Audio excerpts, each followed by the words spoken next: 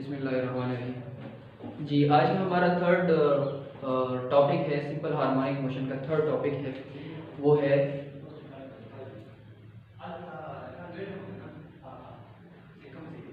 Motion of simple pendulum. Pendulum क्या होता है? पेंडुलम हमारे पास एक स्ट्रिंग और बॉब का कॉम्बिनेशन होता है। ये एक ऐसा सिस्टम होता है कि इसमें हम एक स्ट्रिंग को किसी रिजिड सपोर्ट के साथ टाई कर लेते हैं, बांध देते हैं, और फिर एक एंड तो टाई हो गया रिजिड सपोर्ट के साथ। दूसरा एंड जो सा होता है, दूसरे एंड पर हम एक बॉब ले लेते हैं। बॉब मेटालिक बॉब होता है, उसको हम इसके साथ क्या कर देते हैं, अटैच कर देते हैं। अब ये बॉब वाला एंड जो होता है ये फ्री टू मूव होता है। ये फ्रीली क्या कर सकता है, मूव कर सकता है, टू एंड फ्रो, यानी आगे पीछे क्या कर सकता है, मूव कर सकता है। अब हम क्या करेंगे, हमने इसको डिस्प्लेस करना है। इसी से हम सिंपल हार्मोनिक मोशन को, यानी थर्ड केस से हम सिंपल हार्मोनिक मोशन को समझने की कोशिश करेंगे। इसका एक, अब बॉब का वेट जो सा है वो डाउनवर्ड एक्ट कर रहा है, दैट इज डब्ल्यू। इस स्टेट में, यानी इस कंडीशन में, जबकि यहाँ पर हम कोई भी एक्सटर्नल फोर्स अप्लाई नहीं कर रहे, तो क्या होता है, ये हमारे पास इस स्टेट में डब्ल्यू डाउनवर्ड एक्ट कर रहा होता है, और स्ट्रिंग के अंदर एक फोर्स जो सी होती है, एक इसको बैलेंस करने के लिए वो टेंशन होती है। यानी कि T इज इक्वल टू हमारे पास आ गया क्या, W, T equals to W। अब T is equal to W, इसमें अब W के हमारे पास दो कंपोनेंट बनेंगे। जब हम इसको रिलीज करने की कोशिश करेंगे ना, तो हमारे पास इसके दो कंपोनेंट बनेंगे। तो चलिए इसको रिलीज करते हैं। यहां से मैं इसको ले आता हूं इस पोजीशन पर, लेट्स से मैं इसको यहां पे ले आया।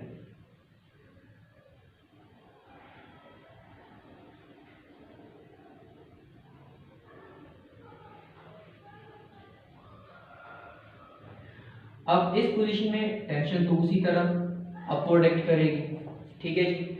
वेट जो सा है वो भी डाउनवर्ड एक्ट करेगा, लेकिन वेट के मैंने आपको बताया कि दो कंपोनेंट बनेंगे। एक कंपोनेंट इसका कॉस थीटा और दूसरा कंपोनेंट इसका साइन थीटा, ठीक है जी। अच्छा जी, तो इसको मैं कह देता हूं mg cos थीटा, और इस साइड पे mg sin थीटा। अब mg cos थीटा ये वायर में मौजूद टेंशन को क्या कर रहा है, इसको इक्वलाइज कर रहा है या इसको बैलेंस कर रहा है।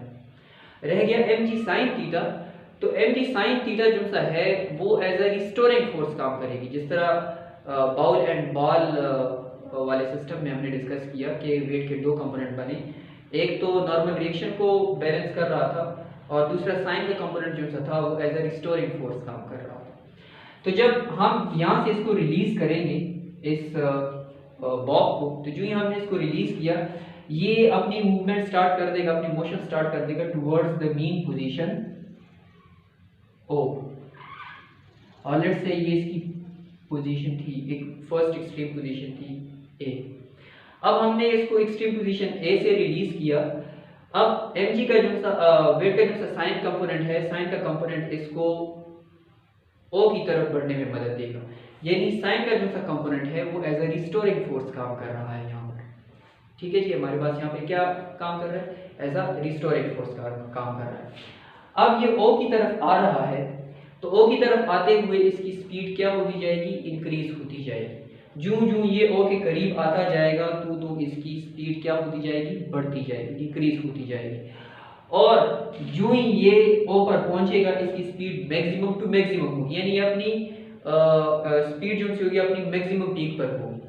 O पर पहुंचा, O पर पहुंचने के बाद फिर अब ये O पर रुकना चाहता है, मीन पोजीशन पर रुकना चाहता है, बट इनर्शिया स्पीड की वजह से ज्यादा है, तो क्या होता है, ये रुक नहीं पाता और ये चला जाता है, एक दूसरी एक्सट्रीम पोजीशन ले लेता है और उस एक्सट्रीम पोजीशन को मैं कह देता हूं पोजीशन बी। लेट्स से यहाँ पे आ गया, पोजीशन बी पे आ गया, ठीक है जी। अब पोजीशन बी की तरफ बढ़ते हुए इसकी स्पीड आहिस्ता आहिस्ता क्या होती जाती है, डिक्रीज होती जाती है। पोजीशन बी पर आकर ये क्या हो जाता है, थोड़ा सा स्टॉप हो जाता है, ठीक है।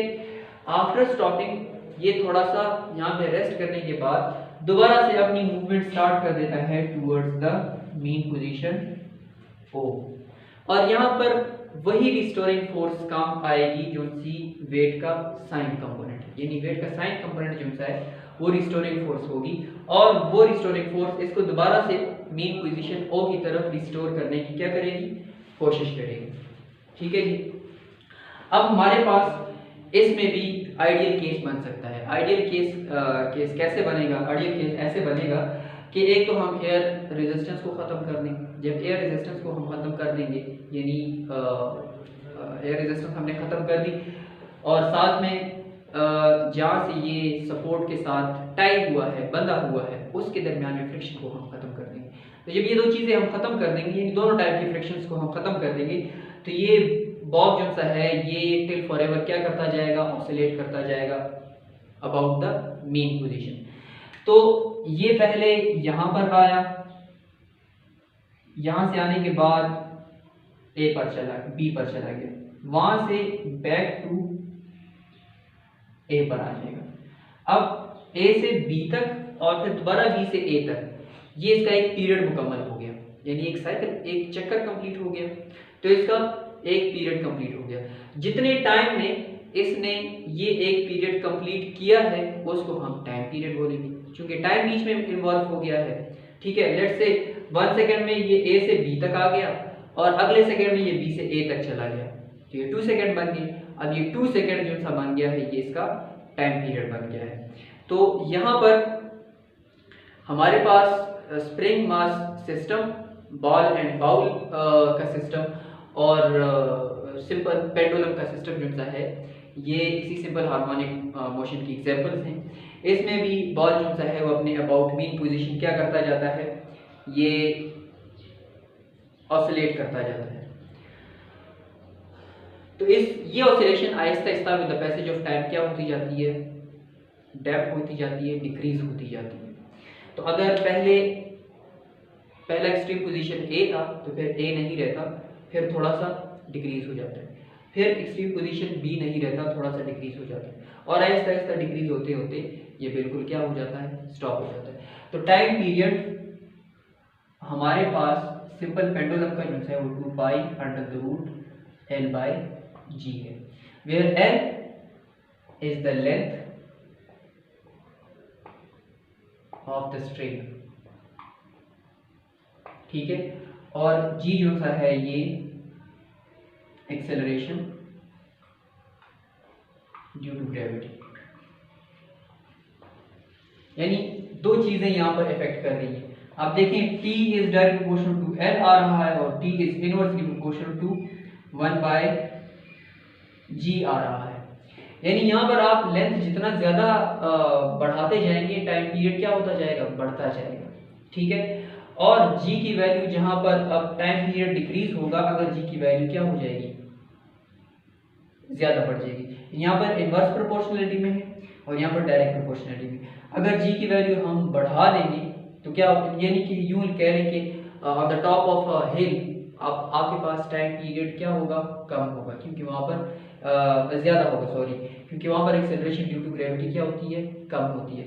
लेकिन अगर आप किसी ऑन शोर एरिया में चले जाएं, साहिल समुद्र के करीब चले जाएं, तो वहाँ पर ग्रेविटी ज़्यादा होती है, तो वहाँ पर टाइम पीरियड क्या हो जाएगा, डिक्रीज हो जाएगा। तो ये इनवर्स प्रोपोर्शनलिटी में, तो ये हमारे पास टाइम पीरियड के लिए फॉर्मूला है, और ये था हमारा आज का टॉपिक।